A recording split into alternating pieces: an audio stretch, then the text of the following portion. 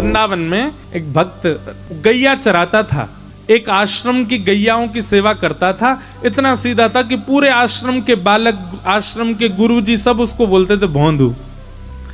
उसका नियम था, वो शाम को जैसे आप लोग बैठे ऐसे बैठ करके अपने गुरुजी के प्रवचन सुनता था। कथा सुनने से ठाकुर जी से प्रेम कैसा होता है ये हम बता रहे हैं। तो एक बार गुरुजी वर्णन कर रहे थे कथा में कि भगवान श्री कृष्ण भांडीर वन, यमुना जी के पल्ली पार भांडीर वन में गैया चरा रहे थे। और भांडीर वन में गैया चराते हुए श्री कृष्ण का स्वरूप कैसा है? बोले मोर मुकुट धारण किया है, बैजंती माला पहनी है, वेणु का रौ कर रहे हैं, मधुर बांकी अदा से चल रहे हैं, पीली धोती पहनी है, सुंदर नीला पटका पहना है, ठाकुर जी में से कस्तूरी की सुगंधी आ रही है। और ठाकुर जी गैयाओं आगे गाय, पाछे गाय, इत गाय, उत गाय, चारों तरफ गैयाओं के बीच में ठाकुर जी हाँकते भय गैयान को चल रहे हैं। अब सामने बैठा भोंदू सुन रहा था। भोंदू बोला गैया चराने तो मैं भी जाता हूँ, और 2-3 बार तो मैं भी भांडीर वन गया हूँ, मुझे तो श्री कृष्ण नहीं मिले। उसके चित्त में ये बात नहीं आई कि ये द्वापर युग की बात बता रहे हैं। उसको ये लग रहा है कथा सुनते सुनते कि गुरुजी कह रहे हैं, इसका मतलब अभी भी कृष्ण गैया चरा रहे होंगे। पर भोंदू के मन में आया, ये गुरुजी कह रहे हैं भांडीर वन में ठाकुर जी गैया चराते हैं, इसका मतलब भांडीर वन तो मैं भी जाता हूं, मुझे तो नहीं मिलते ठाकुर जी। फिर स्वयं कोई टोक करके बोला, अरे भोंदू तू भोरो है, तेने खोजो ही नाए होगो, तू भांडीर वन जावे, गैयान को चरतो भयो छोड़ के स्वयं पेड़ के नीचे जाके सो जाए, कहां ते मिलेंगे ठाकुर जी? अब की बार जाऊंगो ढूंढूंगो ठाकुर जी कहां हैं। इतना भोला। अगले दिन गैया चराने के लिए गया तो भांडीर वन में अब वो तो ढूंढने लगा। गुरुजी से प्रवचन में सुना था कदम्ब वृक्ष के नीचे ठाकुर जी मिलते हैं, तो कदम्ब के वृक्ष ढूंढने लगा, कहां है कदम्ब वृक्ष। गुरुजी ने कहा था जहां छांव होती है ठाकुर जी वहां बैठते हैं, तो छांव में जाके ढूंढने लगा। गुरुजी ने कहा था ठाकुर जी यमुना जी के तट पर मिलते हैं, तो यमुना पुलिन पर घूमने लगा। 1 दिन 2 दिन 3 दिन 4 दिन, अब तो रोज भोंदू ढूंढे, पूरा भांडीर वन ढूंढ लिया। 4 दिन बाद श्री राधारमण लाल जी से रुका नहीं गया, बोले कि ये भोंदू रोज ढूंढता है मुझको, इसको लगता है मैं गैया चराने आता हूं, आज इसकी मनोकामना पूरी कर ही देता हूं। और आज भोंदू जैसे ही भांडीर वन में गया गैया चराने के लिए, तभी क्या दिखता है? असंख्य गायों का झुंड सामने से आ रहा है, विशाल सींग सब गैयाओं के, ये महाराज विशाल गैया। और जैसे ही वो गैया इतर हुई, इतर होते ही उसने क्या देखा?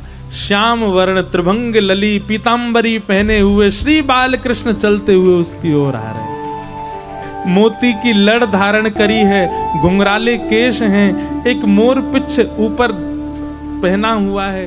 श्याम वर्ण के ठाकुर जी चलते भय गैया चराते भय आ रहे हैं। ऐसे बढ़िया सुंदर एक डंडा अपने कंधा पे लगा के और दोनों हाथ ऐसे उस पर पधरा करके ठाकुर जी चलते भय गैयान के पीछे पीछे आ रहे हैं। भोंदू ने जैसे ये स्वरूप देखा, वहीं से दंडवत होने लगा, जय हो जय हो जय हो, आज दिख गए श्याम सुंदर। ठाकुर जी उसके पास आके खड़े हो गए। अब वो तो उसके तो हाथ पांव कांपने लगे ठाकुर जी को देख के। ठाकुर जी बोले, अरे यहाँ कहा कर रहे है? अब तो वो तो बोल ही नहीं पा रहा, उसका तो मुंह कांप रहा है। ठाकुर जी बोले, घबराए मत, तो मारवे थोड़ी आया हूं मैं। अच्छा ये बता तेरा नाम कहा है? तो भोंदू ने उत्तर दिया, मेरो नाम भोंदू है। अब तो भोंदू नाम सुनते ही ठाकुर जी बोले, कहा नाम बताया तेने? बोले मेरो नाम भोंदू है। ठाकुर जी तो बैठ गए, जोर जोर से हंसने लगे, कभी इधर गिरे कभी उधर गिरे, लोटपोट है करके। ठाकुर जी फिर पूछे, तेरा नाम कहा है? बोले मेरो नाम भोंदू है। अब तो ठाकुर जी इतने खुश हुए, उसको ऐसे गले में उसके गलवैयां डाल करके अपने हृदय से लगा, वो तेरा नाम बड़ो सुंदर, सुन तू मेरो मित्र बन जा, आज तो मैं तेरा मित्र हूं। भोंदू के नेत्रों में आंसू आ गए, बोले मैं आपके लायक ना हूं ठाकुर जी। बोले ऐसे काय को बोले?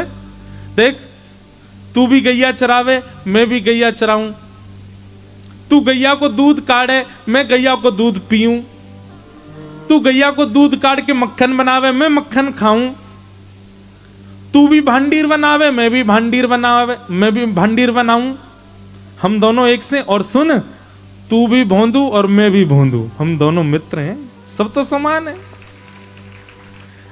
भोंदू बोलो आप भोंदू कैसे? बोले मैं हूं भोंदू, दुनिया के भगत आमे 100 रुपया चढ़ा करके 1 करोड़ मांग के जाए मैं दे दूं। मैं हूं भोंदू, सीधा हूं, सबन पर कृपा कर दूं, तेरे जैसो सीधा हूं। भोंदू से मित्रता हुई। ठाकुर जी बोले अब बात ही बना तो रहेगो, कचुक खवावे को पिवावे को भी, चल जल्दी निकार कचुक खवा, मुझको भूख लग रही है। भोंदू 2 रोटी लेके गया था बस, उसने 1 रोटी ठाकुर जी के आगे धर दी। और इतना भोंदू है, अब हम आप सब लोग होते तो हम तो इतने चतुर सब धर देते साहब ठाकुर जी के आगे, पर भोंदू ने 1 ही दिया, वो 1 मैं भी तो खाऊंगा। ठाकुर जी के आगे धर दी, वहां में अचार धर दियो। ठाकुर जी ने चट चट सबरी रोटी खा ली। अब भोंदू से कहने लगे अरे तेरो मित्र बनूं, चल ला ये रोटी दे दे। तो भोंदू बोलो आधी ले लो, आधी मैं खाऊंगा, मुझको भूख लग रही है। ठाकुर जी बोले तू बहुत सीधा भैया भोंदू, ले आधी तू खा आधी मैं खाऊं। भोंदू बोलो अब मुझको पता चल गई तुम्हारी खुराक बहुत ज्यादा है, कल से मैं 2 रोटी तुम्हारे काज अलग से ले आऊं। ठाकुर जी बोले दारी के 2 रोटी में मन ना लगे, 4 लियो मुझको। भोंदू बोलो तो 2 मेरी 4 आपकी। ठाकुर जी बोले हाँ ऐसे ही करियो। ठाकुर जी अपनी गैया लेके चले गए, भोंदू अपनी। अब भोंदू इतना सीधा, उसने आश्रम में जाके किसी को नहीं बताया, उसको लगा ये सब भगवान से मिलते हैं, मैं ही अभागा हूं, मुझे इतने दिन बाद ठाकुर जी मिले। शाम को जाकर के हाथ पांव धो के गैया सब गौशाला में बांध दी, सानी कर दी, दूध निकाल के शाम को सत्संग में जाके बैठ गया, पूरी कथा सुनी, रात में सो गया। बहुत प्रसन्न है भोंदू, ठाकुर जी मेरे संग खेलने आए थे।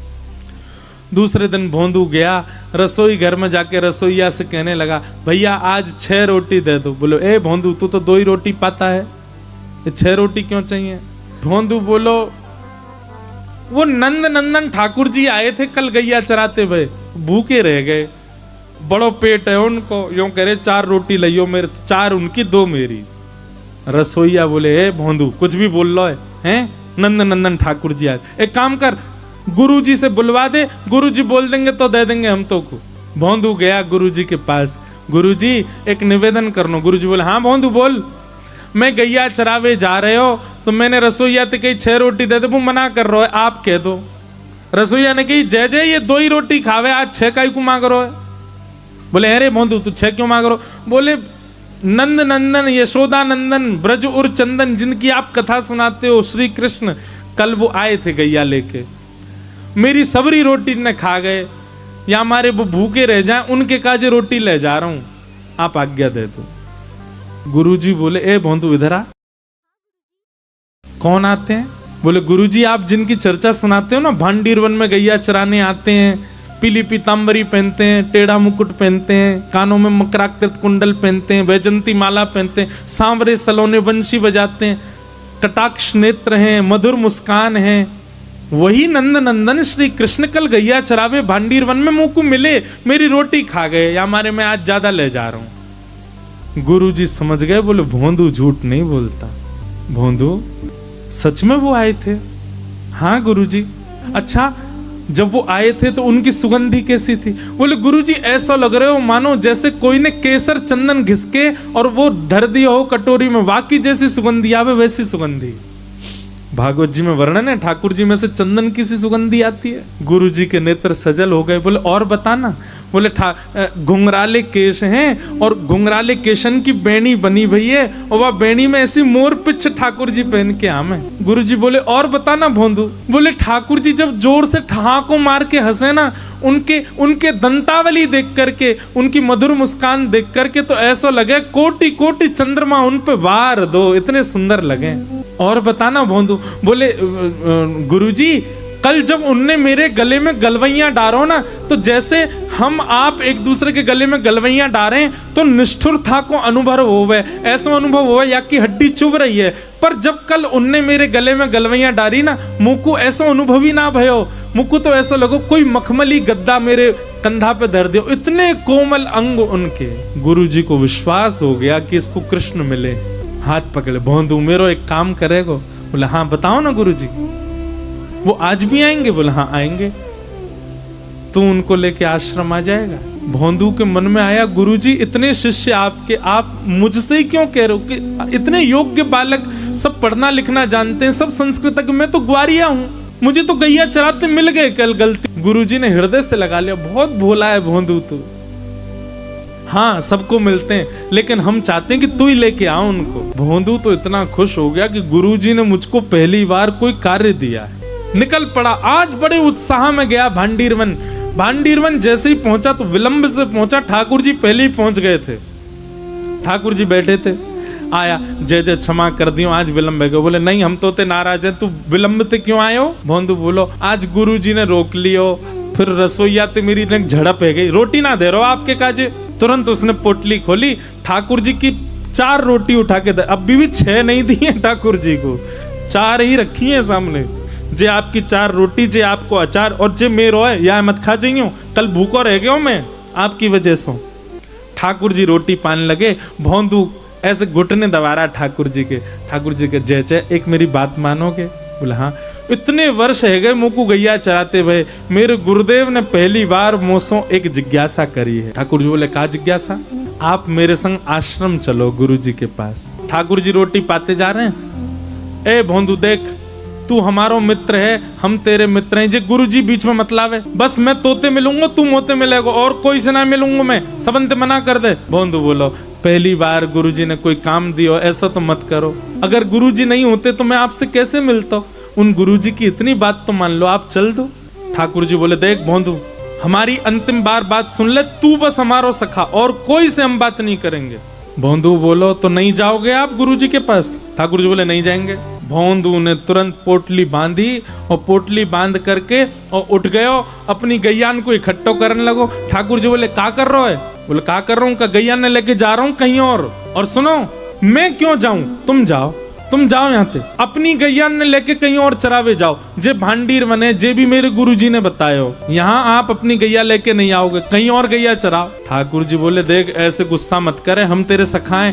भोंदू बोलो मैंने तो आपसे कही ना कि मेरे सखा बनो, खुद ही आए आकर के मेरे गले में गलवैया डाल के भोंदू नाम सुन के हंसन लगे। और सुनो जे भोंदू नाम इतना प्रिय लगो ना, जे भी मेरे गुरुजी ने धरो मेरो नाम तो कुछ और है, सब मुख भोंदू बोले। ठाकुर जी बोले देख भोंदू तू उदास मत हो। नहीं उदास तो मैं है गयो और नाराज है गयो, और सुनो आम पाम 100 साल की कट्टी। ठाकुर जी मनी मन तो प्रसन्न हो रहे, कितना भोला है, मैं परमात्मा हूँ, मैं ऐसे सबंत मिलन लगो तो फिर बवाल है जाएगो, सबते मिलवे की कौन कह रहा हो, मेरे गुरुजी ते मिल लो। बोले तू समझे ना है, आश्रम जाऊंगो एक गुरु तो मिलूंगा, तो वृंदावन में इतने आश्रम है, सबरे गुरु कहेंगे हम तो क्यों ना मिल रहे, हमारे भजन में कोई कमी। तो भोंदू बोलो तो कहा जा रहा हो सबंत मिल लियो। ठाकुर जी बोले तू समझेगो ना बात है। भोंदू बोलो मोह ना समझ रहा हूँ, अंतिम बार पूछ रहा हूँ चलोगे कि नहीं? ठाकुर जी बोले मैं ना जा सकूं। भोंदू अपनी गैया लेके जान लगा, वो वास्तव में नाराज हो गया। ठाकुर जी ने कही भोंदू ने पीछे पलट के भी नहीं देख चलते। जब भोंदू इतना दूर चला गया कि दिखना बस बंद होने ही वाला था, ठाकुर जी से रुका नहीं गया, दौड़ करके गए और भोंदू के कंधे पे जाकर के लद गए,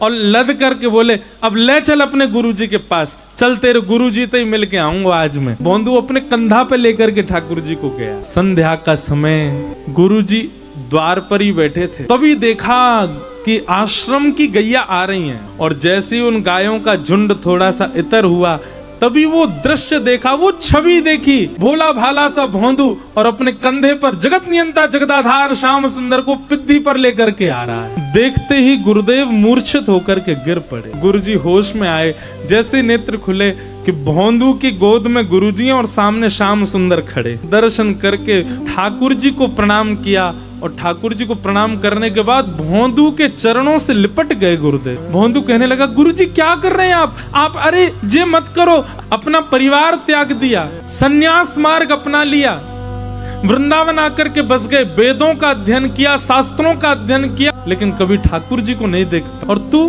तेरे सीधेपन से आज जगत नियंता जगदाधार तेरी कंधे पे बैठ करके आ गए। ठाकुर जी ने गुरुदेव को दर्शन दिया और भोंदू को अपने संग लीला